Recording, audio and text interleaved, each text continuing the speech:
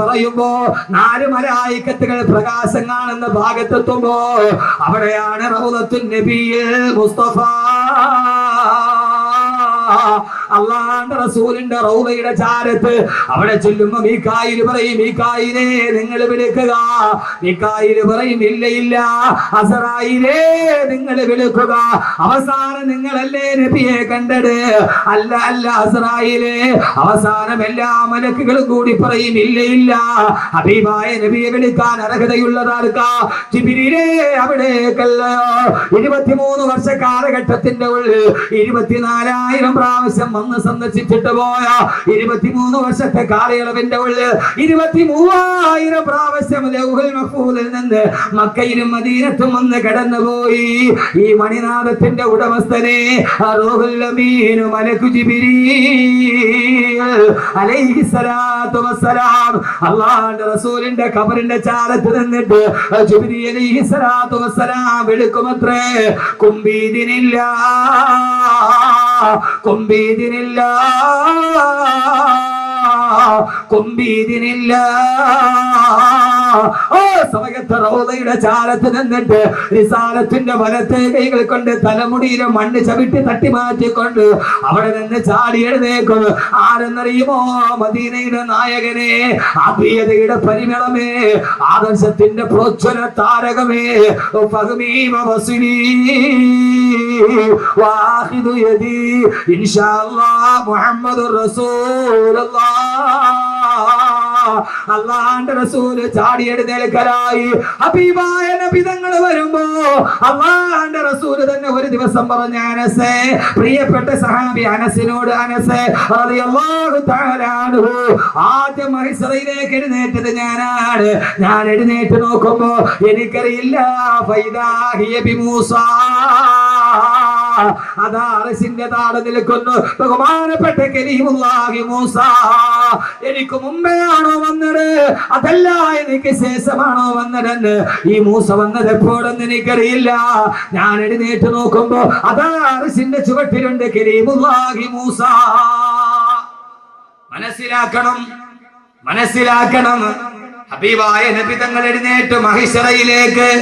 സുഹൃത്തുക്കളെ, വരുന്നുണ്ട് ദിവസം മഹ്ശറ, അകത്തുള്ളതെല്ലാം വന്ന് തള്ളും അക്ബറ. ആ സമയത്താണ് ഖബറിൽ കിടക്കുന്ന നമ്മളെല്ലാം ഖബറിൽ നിന്ന് ചാടി എഴുന്നേൽക്കുക.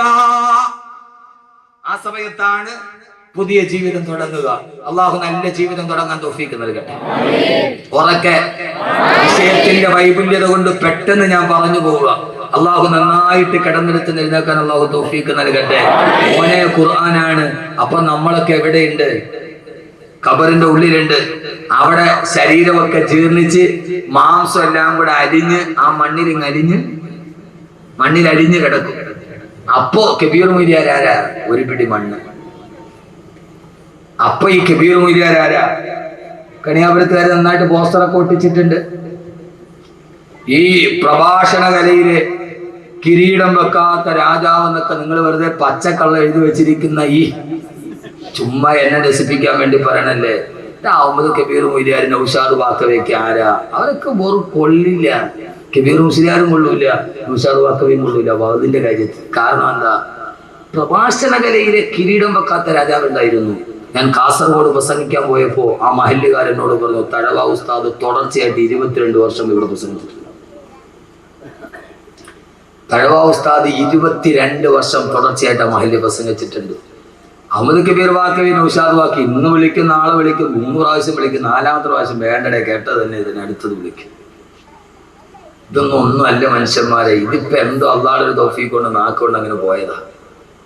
ഞാൻ പലപ്പോഴും ആളുകൾ എന്നോട് കാണിക്കുന്ന വല്ലാത്തൊരു സ്നേഹം കാണുമ്പോൾ ഞാൻ പലപ്പോഴും ചിന്തിക്കാറുണ്ട്, പടച്ചോനെ ഞാൻ എത്ര ചെറുതാണ്. ഞാൻ മലപ്പുറത്ത് അത് പറയുമ്പോ ഒരു ചെറുപ്പക്കാർ ഭയങ്കര തിരക്കാണ്. അവിടുത്തെ കാര്യങ്ങളെ പുസ്തകന്മാർക്കറിയാം. ഒരു 50,000 പേരില്ലാത്ത സദസ്സൊന്നും 2 പേരെ സദസ്സിലില്ല. അപ്പൊ അവിടെ ഞാൻ ഭയങ്കര തിരക്ക്. ഒരു ചെറുപ്പക്കാരൻ, നല്ല ഡ്രസ്സ് ചെയ്തൊരു ചെറുപ്പക്കാരൻ എൻ്റെ അടുക്കൽ വന്ന് ഇങ്ങനെ നിന്നു കുറേ നേരം. ഞാൻ അവസാനം ഒന്നും മിണ്ടുന്നില്ല. എല്ലാവരും മുസാഫത്ത് ചെയ്യുന്ന തിരക്ക്. ഞാൻ അവനോട് ചോദിച്ചു, മോനെ, നല്ല സുമുഖനായ ചെറുപ്പക്കാരൻ. ഞാൻ ചോദിച്ചു, മോനെ എന്താ? അവനോട് ഉസ്താദെ, ഞാൻ ഉസ്താദിനെ ഒന്ന് തൊട്ടോട്ടെ. ആ കുട്ടി, ഞാൻ ആ സമയത്ത് വല്ലാഹി ഞാൻ പറയാം, എൻ്റെ കണ്ണ് നിറഞ്ഞു പോയി. ഞാൻ ചോദിച്ചത് അഹമ്മദ് കബീർ, നീ ഇത്രയൊക്കെ ആയിട്ടുണ്ട്?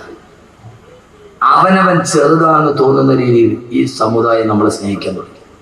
അതിൻ്റെ പേര് ഒരു ഇഞ്ച് പോലും മുകളിലോട്ട് കയറിയിട്ടൊന്നുമില്ല. ആളുകൾക്കൊന്നും ഇവിടെ ഒന്നും ഡേറ്റ് കൊടുക്കാത്തതുകൊണ്ട് വലിയ അഹങ്കാരമാണ്, സമയം കിട്ടാനിട്ട്. അതിൻ്റെ പേര് ഒരു പുൽക്കൊടിയുടെ പോലും മുകളിലോട്ട് കയറിയിട്ടില്ല. അതിൻ്റെ പേര് വല്ലാഹി പടച്ച തമ്പുരാനെ തന്നെ താന്നിട്ടുള്ളൂ. ഒപ്പം ചിന്തിക്കും, പടച്ചോനെ എടാ നിനക്ക് ഇത്രയൊക്കെ എനിക്ക് അർഹതയുണ്ട്. അബൂബക്കർ റളിയല്ലാഹു അൻഹുവിനെ എല്ലാവരും സ്തുതിക്കുമ്പോൾ അബൂബക്കർ ഖാൻ പടച്ചവനെ എല്ലാവരും എന്നെ വലിയ മഹാനായിട്ട് കാണുകയാണ്. അല്ലാഹുമ്മഗ്ഫിർലി മാ ലാ യഅലമൂൻ. പടച്ചവനെ അവരറിയാത്ത തെറ്റെനിക്കുണ്ട്, നീ അതെനിക്ക് പുറത്തു താ അല്ലാഹുവേ എന്ന് അബൂബക്കർ റളിയല്ലാഹു തആല ദുആ ചെയ്തു. വജഅലി ഖൈറൻ മിമ്മാ യദുന്നൂൻ. അവരെന്നെ ആദരിക്കുന്നതിനേക്കാളേറെ നിന്റെ മുമ്പിൽ എന്നെ ആദരിക്കണേ അല്ലാഹുവേ എന്ന് ദുആ ചെയ്യുമായിരുന്നു സയ്യിദുനാ അബൂബക്കർ സിദ്ദീഖ് റളിയല്ലാഹു അൻഹു. 22 വർഷം മുടങ്ങാതെ വാദു പറഞ്ഞ മനുഷ്യൻ. ആ മനുഷ്യൻ, എന്റെ പ്രിയപ്പെട്ട സഹോദരങ്ങളെ, ആരാണെങ്കിലും അവൻ അന്ന് ഖബറിന്റെ ഉള്ളിൽ ഒരു പിടി മണ്ണാണ്. എത്ര സൗന്ദര്യമുള്ളവൾ, എത്ര കറുത്തവളും വെളുത്തവളും ഒക്കെ മണ്ണിന്റെ അടിയിൽ പോയി ഒരു പിടി. മീകായിൽ അലൈഹിസ്സലാത്തു വസ്സലാം മഴ പെയ്തു. ആ മഴവെള്ളം വന്ന് ഈ നമ്മുടെ ശരീരം ഇപ്പൊ ഞാൻ വിളിച്ച് ലേലം ചെയ്ത് കൊടുക്കുള്ളൂ. ഇപ്പൊ ഞാൻ ലേലം ചെയ്ത് കൊടുക്കും.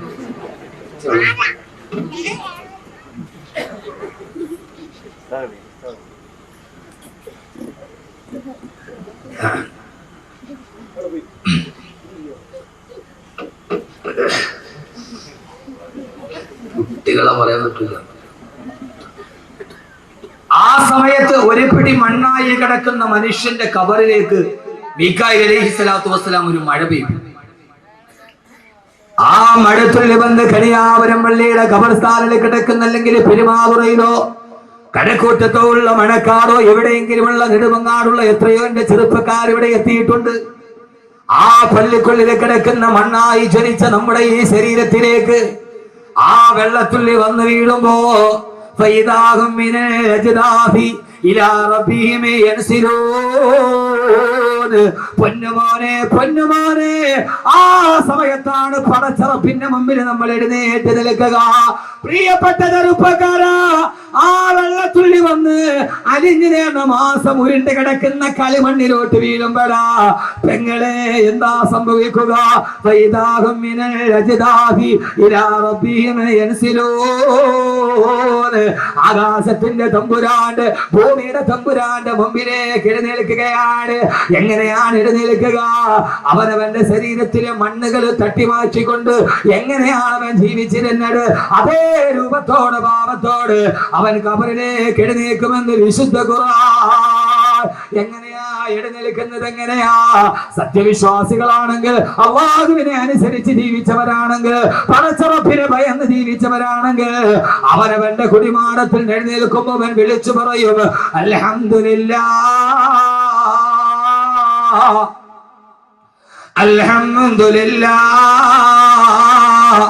അൽഹംദുലില്ലാഹ്. അവനവന്റെ ഖബറിൽ എഴുന്നേൽക്കുമ്പോ അവൻ എഴുന്നേൽക്കുന്നത് അൽഹംദുലില്ലാഹ്. ഞാൻ പറഞ്ഞതല്ല. യൗമ യദ്ഉകും ഫതസ്തജീബൂന ബിഹംദിഹി വതദുന്നൂന ഇല്ലബിസ്തും ഇല്ലാ ഖലീലാ. യൗമ യദ്ഉകും വതസ്തജീബൂന ബിഹംദിഹി. അവനവന്റെ ഖബറിൽ എഴുന്നേൽക്കുമ്പോൾ ഹംദ് പറഞ്ഞുകൊണ്ട് അൽഹംദുലില്ലാഹ്, അൽഹംദുലില്ലാഹ്, അൽഹംദുലില്ലാഹ്. പടച്ചവനെ